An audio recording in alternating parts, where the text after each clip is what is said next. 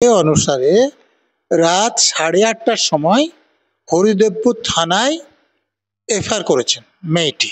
আচ্ছা, তো কিন্তু গণমাধ্যমে এটাও লিখছে যে মেয়েটি ওই IMM এর বয়েজ হোস্টেলে 11:45 থেকে 8:30 পর্যন্ত ছিলেন রাত।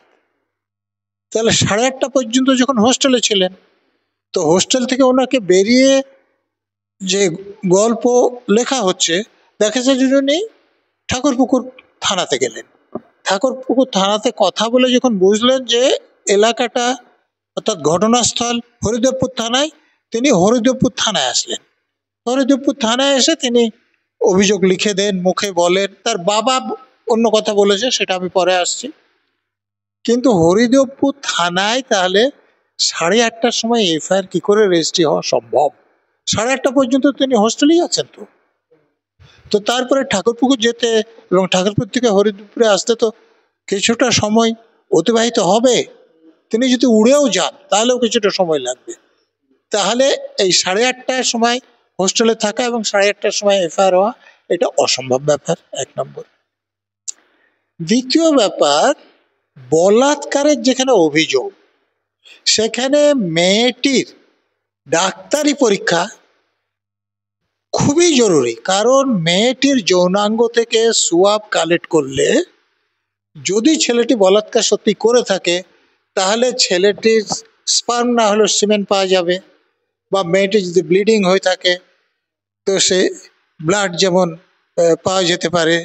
বা ছেলেটির কোনো চুল বা এরকম কোনো জিনিস যদি মেয়েটির শরীরে চলে আসে, সেটা পাওয়া যাবে।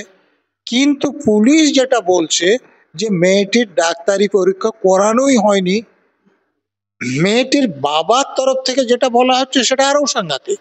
বাবা বলছেন যে এরকম কোনো ঘটনাই ঘটেনি, আমার মেয়ে অটো থেকে পড়ে গিয়েছিলেন, গিয়ে সেন্স হারিয়েছিলেন।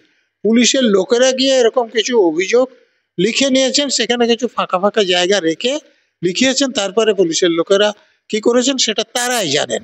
তারপর তাকে ডাক্তারের কাছে গিয়ে কিছু কথা বলার জন্য শেখানো হয়েছিল, মহিলা সেটা বলতে রাজি হননি। পুলিশের লোকেরা তো বলছে যে উনি ডাক্তারি পরীক্ষা করাতেই রাজি হননি, এবং এখন পর্যন্ত মহিলার ডাক্তারি পরীক্ষা করানো হয়নি, এবং মহিলার যে জামা কাপড় সেগুলো সিজ করা হয়নি। কিন্তু বলাৎকারের কেসে যেখানে অন্য কোনো আই উইটনেস নেই, এগুলো হচ্ছে খুবই গুরুত্বপূর্ণ ফরেনসিক এভিডেন্স। এখানে আসামিকে সেই রাতেই গ্রেপ্তার করা হয়েছে বলে খবরের কাগজে লিখছে, টিভি চ্যানেলে দেখাচ্ছে। তো তাহলে কিন্তু কোনো চ্যানেল বলছে না যে এই অভিযুক্তকে ডাক্তারের কাছে নিয়ে গিয়ে পরীক্ষা করা হয়েছে। পরীক্ষাটা গুরুত্বপূর্ণ কেন?